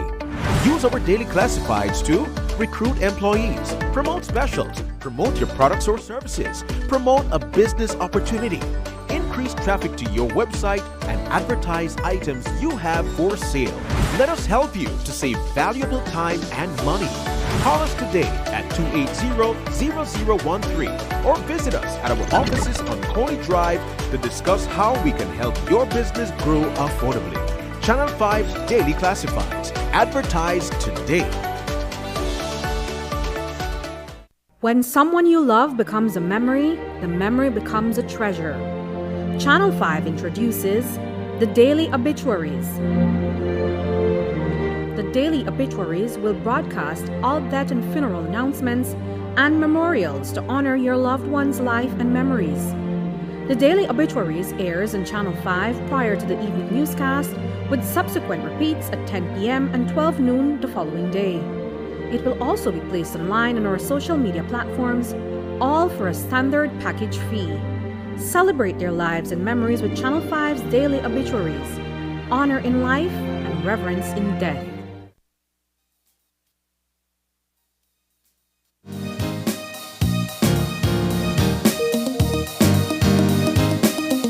And we're back, and we're moving into our final conversation for today, where we get to find out the latest about efforts being made, a collaboration between the U.S. government and Belize in preserving Belize's cultural heritage. We have with us Dr. Andrew Zonderman, who is a Foreign Affairs Officer in the U.S. State Department Cultural Heritage Center.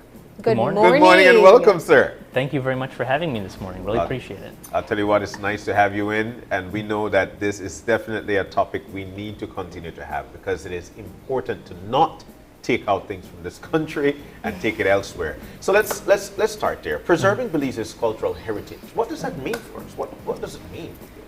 Well, I think it covers a number of aspects. So as you just alluded to, it means making sure cultural property remains where it's supposed to be, and that sometimes that's leaving it in the ground until archaeologists and other researchers have the opportunity to put that material in its context. So that way we can learn even more about the world around us. It could be leaving material in museums. And there's also a conservation and preservation aspect as well. Yeah. So putting in the resources to make sure that issues like erosion or high salinity in the water isn't going to damage structures or objects that are essential to telling Belize's really multifaceted history. Yeah.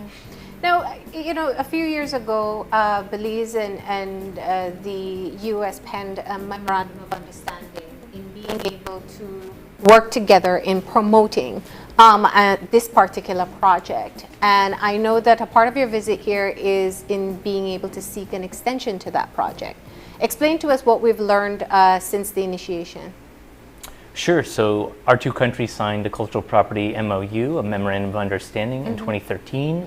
It was renewed again in 2018. And so a big reason why I'm here on my trip was to gather research as part of the extension process to see the extension go on for another 5 years.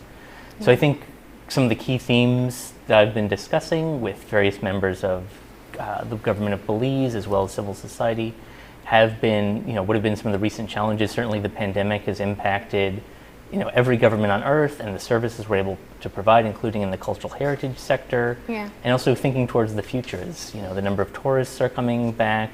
How does Belize and how do Belizeans kind of tell their story to the international world, and also make sure international guests are aware of the rules and regulations around cultural heritage here in Belize. Yeah. You've made some visits already, it seems, to some of the cultural sites and various sites. Belizeans might say, but this is my country, and I think that I'm entitled to take whatever I feel and try to preserve it elsewhere. We know that's a no-no. From your visit so far to these various places, what have you learned about what we've got here to offer, or to share, actually? No, I mean, there are tremendous sites, from the Maya period, but also spending the last 2 days here in Belize City, seeing colonial era structures, the work that's been done on Government House and the new Culture House that's built on that campus. And I know hopefully that'll be opening in the coming months as well, so that more Belizeans and international visitors as well have the opportunity to see it. Yeah. But there's an incredible amount of cultural diversity here in Belize, and it's a small country, but there are so many different people who have come to make their home here and have carried forth stories and traditions, and it's just absolutely fascinating. Yeah. And so when it comes to, because some folks might find something and say, but this isn't any kind of artifact to me, or it's not something that I'd feel that maybe that is very important to a specific culture. How do we define what these things are?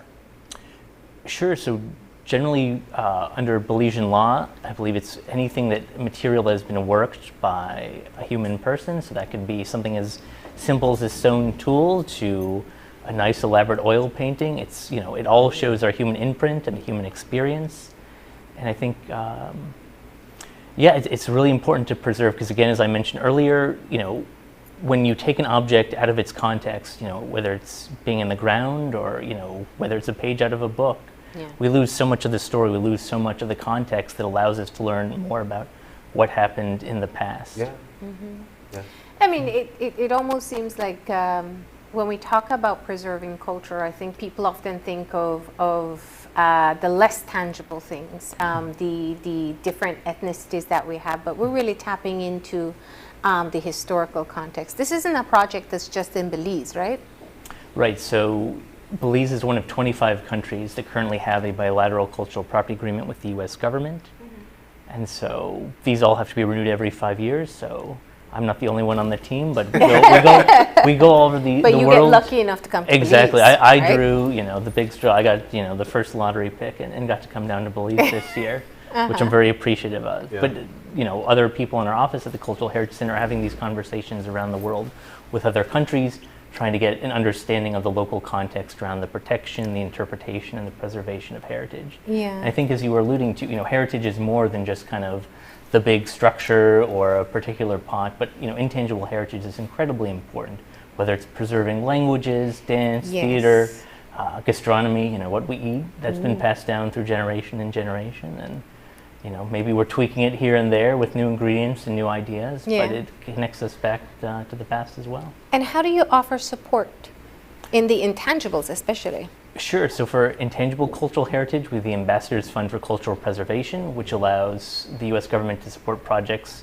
that engage with both tangible heritage, so some of those physical pieces we were talking about, as well as intangible heritage. And so here in Belize, we've been able to sponsor 8 projects since 2003. And so we've done everything from helping preserve structures at La Manai and Cerros to working on kind of colonial period material, whether it's helping set up the Serpon Archaeological Reserve, as well as preserving some structures here in Belize City.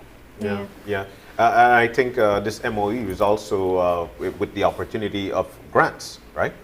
Correct. So the kind of second grant we have that unfortunately at present doesn't cover intangible heritage is called the Cultural Property Agreement Implementation Grants. And so these are a special grant series available only to projects in countries where we have the bilateral cultural property agreement. So Belize is one of 25 countries that are eligible for this, as well as several countries where the U.S. imposed unilateral import restrictions because of human-made disaster, natural disaster, where that had to go into place. But again, that grant program, we try to focus a bit more on issues around security. So whether that's doing public outreach, encouraging people to become stewards of their heritage, to become more aware of national laws around cultural heritage, as well as site security, inventorying, other ways to make sure that objects are going to be secured for future generations. When we talk about the issue of illegal trade, I think very often we think of, dark underworld movements, and that is included with collectors. But sometimes it could just be someone who finds something in their community or they visit a site. Let's talk about what happens when you remove these cultural items. Sure. So I think, again, that context can be lost, where if you don't know kind of how far it was down in the soil, that is often a key to helping determine the age in many cases. And if you don't know where it's from, we use objects a lot to help determine trade relationships as well. So if a piece of jade is being pulled out of Caracol, but it's now sitting somewhere else in Coyote District, and you didn't record where it was, we have no idea how did that jade get from Guatemala all the way to one of the largest cities in the Maya world. And so that's kind of one very small example of taking out. I guess I'll also raise on this point, I think Belize is really interesting in that there's the opportunity to license certain cultural property with the Institute of Archaeology. So that way people can possess, they don't own the property, but they can hold on to it. And as long as they're good conservators and stewards of that material, then they can hold on to it. Yeah, and some people have had items that have been passed on for generations to them already that they can register. Correct, and I think each new person, so even if you're getting it from, you know, a parent or an uncle and aunt, you still as the kind of new holder of that object or material need to register with the Institute of Archaeology. Dr. Zonderman, talk to us about the assessment that you've been doing the past on your visit here. You've visited the different sites. What are you looking for? Sure. So under the legislation that allows for the creation of these bilateral agreements, I'm looking at things like, is there continued looting? Are there issues in the trafficking of the material? What sort of actions the national government here in Belize is undertaking to protect and preserve heritage? We're also looking as well at, even though with the agreement the U.S. government imposes import restrictions, meaning you can't take any archaeological material from 9000 BC until about 250 years from the present out of the country. Are there still ways for the international community to engage with that heritage and that cultural property? So that includes, you know, are there ways for international experts to come here and engage in excavations? Or are they able to take out, you know, small fragments of pieces for scientific analysis? And are there exhibitions? So actually the Belizean government's been very generous in that they've loaned over 200 Maya pieces to a Maya Hidden Worlds exhibition that's been touring the U.S. for almost a decade now. And over 1 million people have seen that exhibition, and it's provided a window not just into, you know, the kind of classic period of the Maya, but also the history and culture of Belize. Wow. Wow. So during your time here and your studies, what are some of the interesting things that you've seen or found out so far?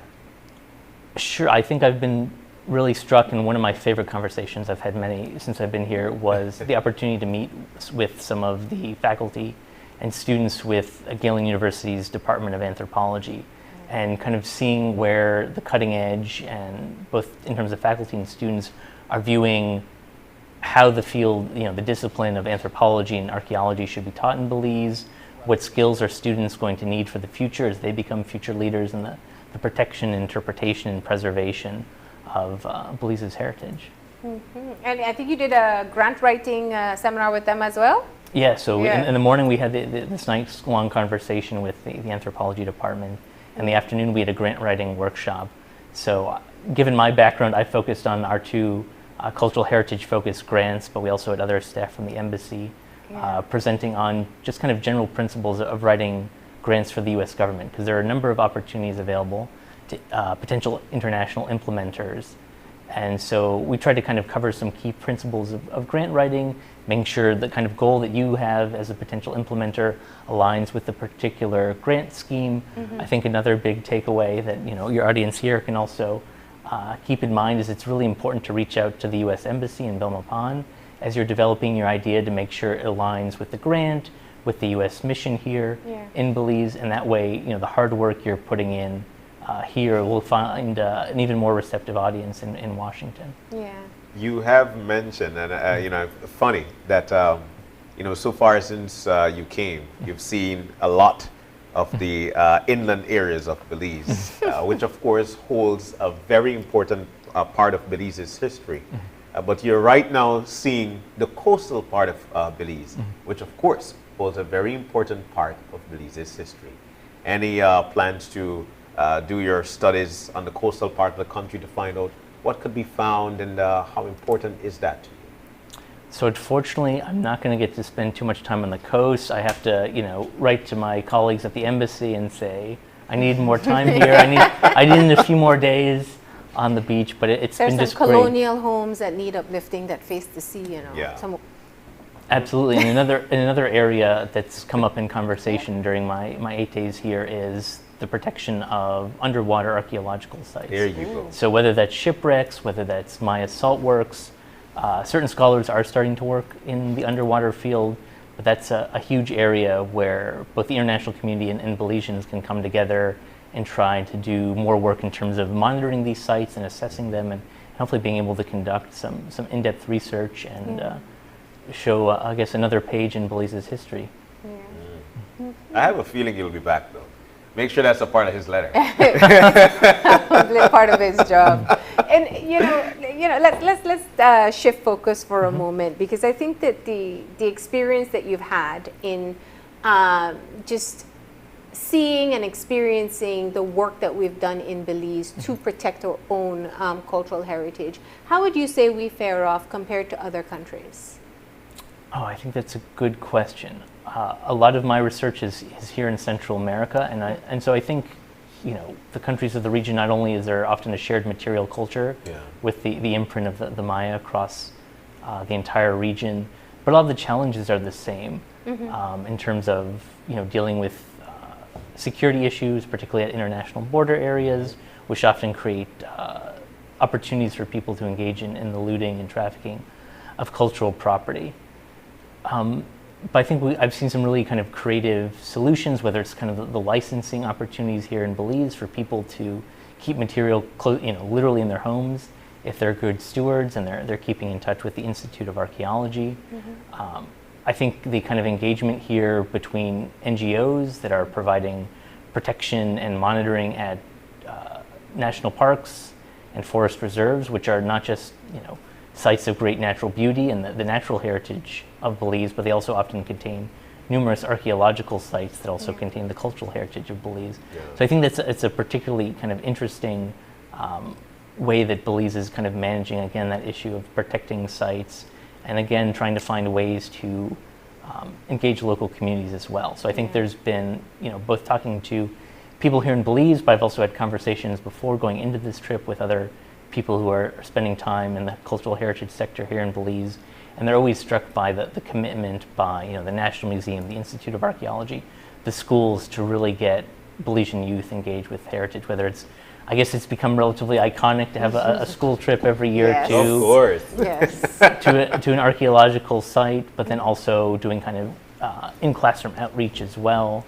And so I think that's been really impressive, kind of learning how robust Belize's outreach efforts are to kind of making sure the next generation is really aware of what Belize has, its importance, and what they can do to help make sure that the next generations after them also have the opportunity to engage with this heritage. Primarily when it comes to the next generation of Belizeans, knowing what we've got here and how we could better preserve it is one of the things that we've been doing ever so young. We visited maybe all the Mayan sites that we've seen, but primarily, especially with this MOU, it's very important for our country to continue to keep what we've got.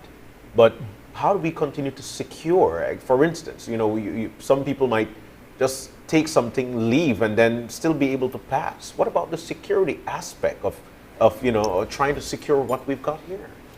Sure. So several of my conversations have been with law enforcement and custom, because they play a critical role in trying to prevent both the kind of initial act of looting as well as trying to keep the material from leaving Belize. I think another kind of key aspect is the agreement itself, again, imposes those import restrictions. So it empowers U.S. Customs and Border Protection and U.S. federal law enforcement to seize that cultural property unless that individual can produce a license from the government of Belize saying it can leave. I think one of the kind of areas of conversation, again, talking with law enforcement, are where there are opportunities for training, where U.S. law enforcement might be able to come in and share some of their experience and expertise with their Belizean counterparts. I think that'd be an area of opportunity to, again, kind of further facilitate the protection of Belize's cultural heritage. Yeah, I mean, as you were saying it, I'm just thinking to myself, how would a new customs officer know how to identify what could potentially be a situation where something is being illegally removed from the country? So that definitely, I think, would be helpful. But I want to, you've seen all the archaeological sites. What's the one you look forward to visiting the most when you come to Belize? I think going to Caracol was probably the highlight, and seeing that kind of main temple plaza it's breathtaking. And you're like, okay, now I understand why people all over the world, are gonna go on a plane or go on a ship or drive in and then drive right into the heart of Belize to see this city, because it's so massive, it's so complicated. The architecture is really breathtaking. But I guess I'll also say, having the opportunity to visit El Pilar and Ushbenka as well, to see how the Institute of Archaeology, local communities, international archaeologists have also found different ways to interpret these sites. So, in El Pilar, much of the site is sort of left unexposed, so you can still see kind of the ground cover that's been there for centuries, and the focus there has been on kind of the emphasis on kind of the connection between the natural world and the world that the classic period Maya developed. And there's also the kind of a social history aspect. So I found my background is as a social historian, so kind of how have societies changed. Yeah. So seeing that kind of elite household compound where there's the kind of processional space, there's the dormitory, there's potentially where the kitchen was just really fascinating. Sweet. You must be a great, I don't want to say tour guide, but somebody great to have along on a visit to one of these sites. To explain everything yes, that's I have to there. say it was very difficult when I was touring the National Museum not to try to read every panel. I'm one of those people that I just want to absorb everything as much as possible. Yeah. That's excellent. That's excellent. So I'm sure this wasn't your first visit. It was actually my first time in Belize. Excellent. So what do you say when you get back to your space, and what do you say to people who would ask you various questions about this country? What's the thing that struck out to you the most about Belize?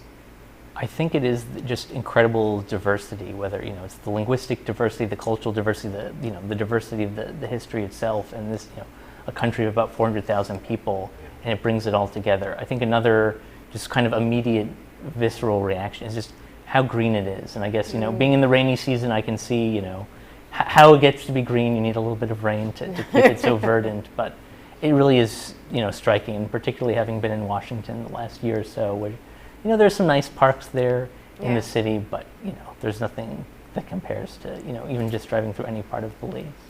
And foods you've tried?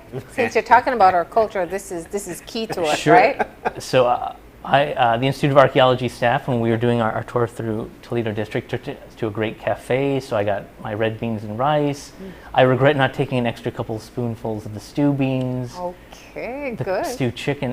And I love fried plantains. It's not my wife's favorite, so when I came down here and I get to set the menu for myself, I've been trying to eat as many as I can. All right, good. You had the rice and beans, so you had the Belizean experience. Absolutely. Oh my goodness. Dr. Andrew Zonderman, I'll tell you what, it was a great time having the conversation with you. And we do hope that we'll see you back again. I got this great feeling that you'll be back. In the letter, it's going to see that. Right. But thank you so very much for joining us. And here's to wishing you all the very best. Welcome to Belize. Thank you very much. Thank you for letting me join you all for a conversation today. Yeah, you'll talk about your TV experience in Belize too, right? That's right. It's a whole new experience. I'm looking forward to getting my star somewhere. Okay. Putting my hand imprints somewhere. That's right. We'll take a picture and put it on the wall. All right, we're going to take a break. Yeah, we're going to take the break, and when we come back, of course, we're going to wrap things up. We also have a birthday shout-out. We'll tell you about that when we come back. Stay with us.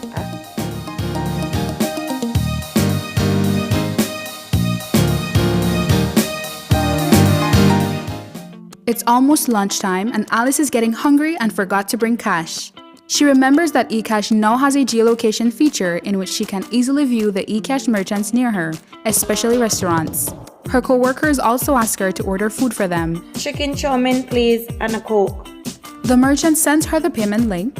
She taps confirm, and within a few minutes, her food is delivered. Alice then views her transaction history and taps on the transaction recently made. Then taps the split the bill button, where she selects the unevenly option and moves the bar to the desired amount per person. The request is then sent to her friends. Her colleagues accept the request and are ready to enjoy their meals. Geolocation and splitting the bill via eCash make Alice's life a whole lot easier.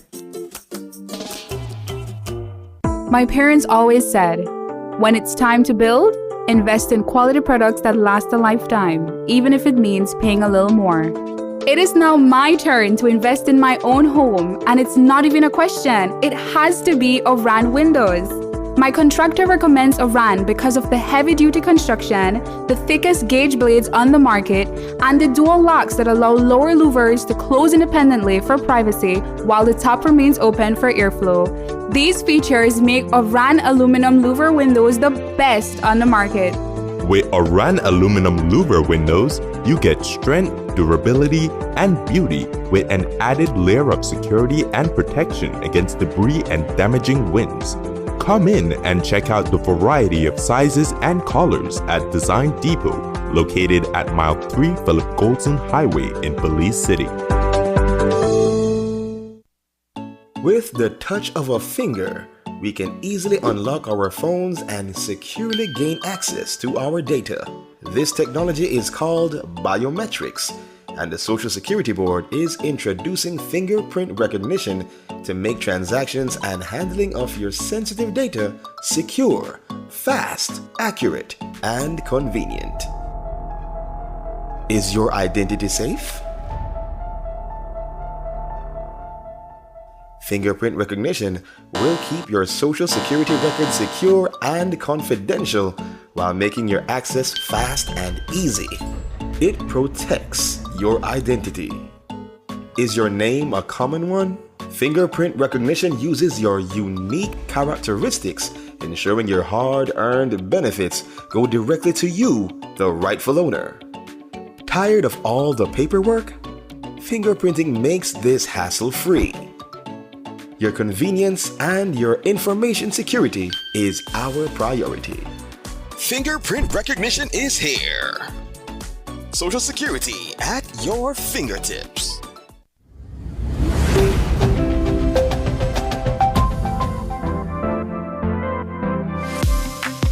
I'm always on the go, and the country is my home. So when I want to get away from it all, I immerse myself with my favorite movies, all from the new Smart Stream app. It's easy to use this service. Purchase your movies from the app and use your mobile data, Smart Stream data packages, or smart broadband to stream and enjoy. Be like me and stream on the go with Smart Stream.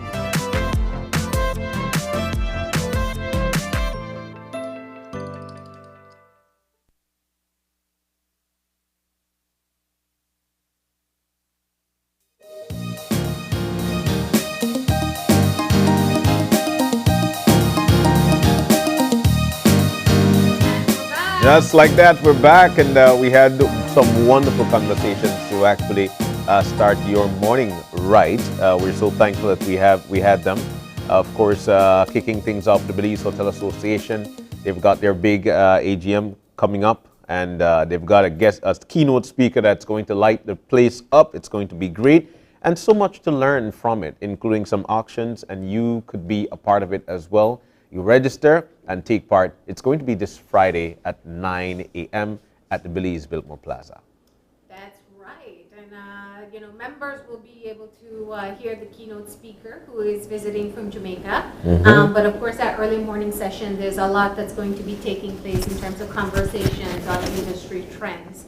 The second part of the show stars Volleyball Club. They've been doing exceptional work in developing talent, volleyball talent in young girls especially. And we have seen the fruits of those that labor in some of the national games. Yes. That we have seen. So I think that, if you have a child that has some free time, maybe they already like volleyball or they're interested in learning about it, this is a great opportunity. And it's free. It's free. It's a great opportunity. And like you mentioned, we've reaped the fruits of it, of going out there from the grassroots and putting these girls out in the forefront. And we've seen what they are able to do. Belize is actually one of the teams to watch in Central America with volleyball. We're so thankful as well for the visit by Dr. Andrew Zonderman in preserving Belize's cultural heritage, an MOU signed by with Belize and of course the United States in terms of preserving what we've got here at home with respect to our artifacts and all these things that makes us whole and makes us who we are. Thank you, Dr. Andrew Zonderman, for visiting this morning. Really and cool of course, conversation. Yeah, very good conversation. Learned a lot. And of course, we couldn't wrap things up without our birthday shout out. We've got a very, very special birthday greeting going to none other than Yesenia Galeano. Happy birthday to you, Yesenia. Wishing you all the very best. May you enjoy your day today and all the cake you could ever think of. We do hope that you get that today. Happy birthday. And Mar, you know, I couldn't leave this morning without saying happy birthday to the most special person, you know, I mean seriously special in my life. Words can express how special she is to me. She's the mother of my children, the love of my life, my wife, Natalie Novello Palacio. You want you want a middle name too? I know you just happy to say the Palacio name. Yo, man, everybody in my house is a Palacio fan, a gecko. And they know it. But it's a very special day today, June 22nd. I could always remember that first date, and you know, birthdays come out that day. Mm-hmm. Yeah, and that was, you know, I could never ever forget that, and I could tell you over there and all of that. Well, I hope you planned this June 22nd the way you planned that first June 22nd with detail and love. Oh man, always, always, always. Because what we do as men is to make sure that our wives are always, always on top of the chain within the household. Mm-hmm. All right, so happy birthday to you, my love. Wishing you a very, very special day from myself, of course, from Sky, from Erin, and from the entire family, with lots and lots of love. Mm-hmm. We're never going to do a picture, but this shows it. All right. And with that, though, we got to wrap up the show. Remember, if you have a birthday shout out, you just have to email us at oye@channel5belize.com. You can check us out on Facebook at Open Your Eyes BZ. Yeah, Open Your Eyes BZ on Facebook, and of course, OYE Belize on Instagram. Then again, you can check us out tomorrow morning again when you open your eyes. To start your morning right. Until then, keep your eyes, your mind, and your hearts open. We'll see you soon. Do enjoy your day today, Belize, and enjoy the remainder of your week. All right? Bye.